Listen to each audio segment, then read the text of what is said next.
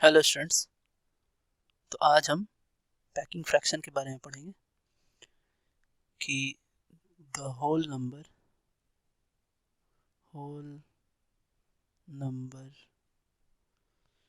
Rule and packing fraction. ये आज हम देखेंगे। आइए देखिए क्या होता है।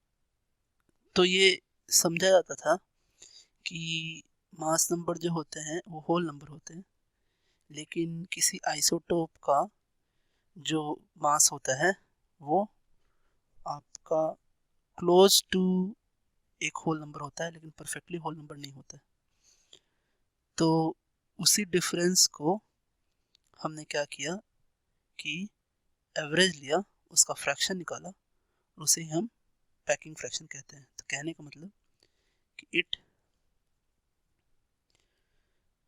Believed that mass number values of isotopes should be whole number on scale of oxygen, but actually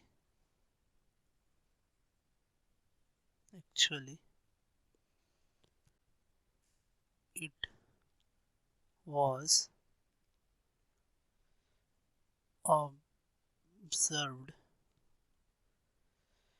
that these were not integers.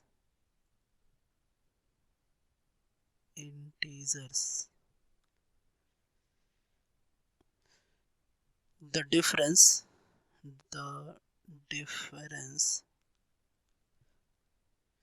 in the atomic mass of an isotope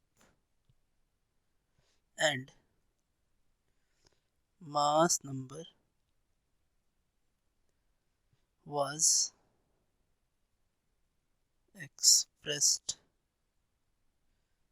as packing fraction.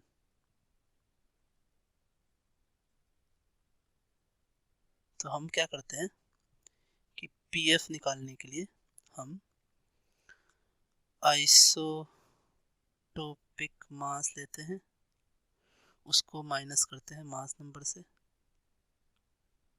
Upon mass number और into 10⁴ कर देते हैं। For example, अगर हम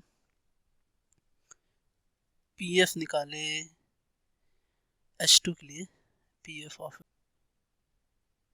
H, तो ये क्या होगा आपका, इसका 1.0078 होता है। अब हमें करना क्या है कि हम इसका एटॉमिक मास जानते हैं, ये 1 होता है। So PF is equals to 1.0078 minus 1 upon 1, that is, इसको 10⁴ से मल्टीप्लाई करना पड़ेगा, तो ये आपका 78। इसी तरह अगर हम for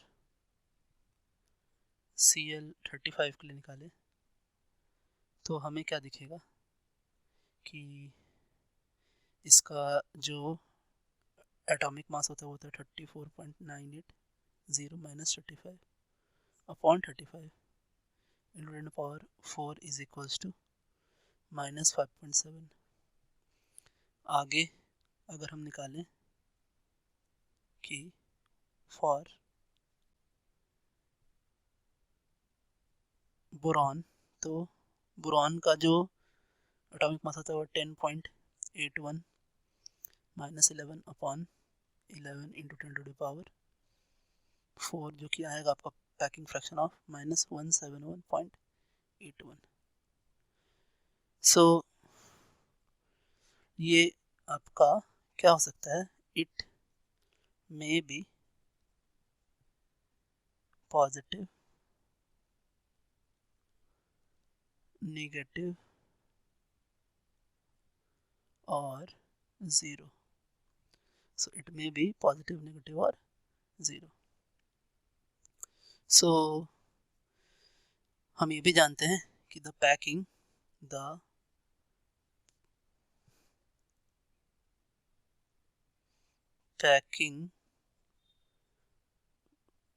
fraction of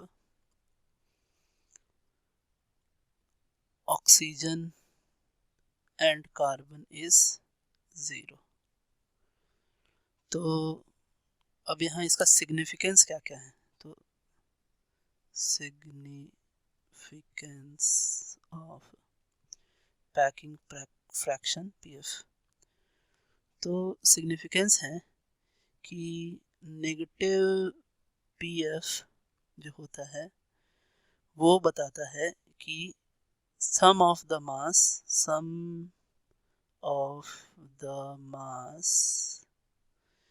converted into energy to gain stability।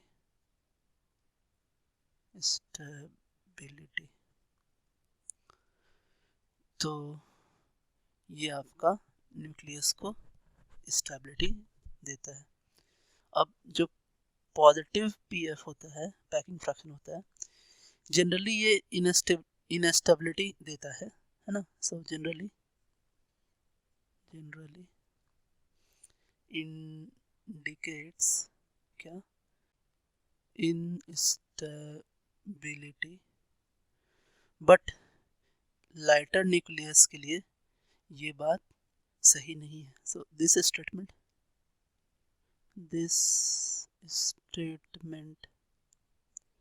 is not true for lighter nuclei।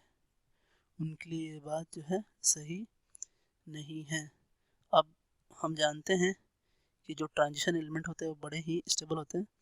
सो सबसे कम पैकिंग फ्रैक्शन उन्हीं के लिए दिखता है। सो lower packing fraction are observed for transition elements।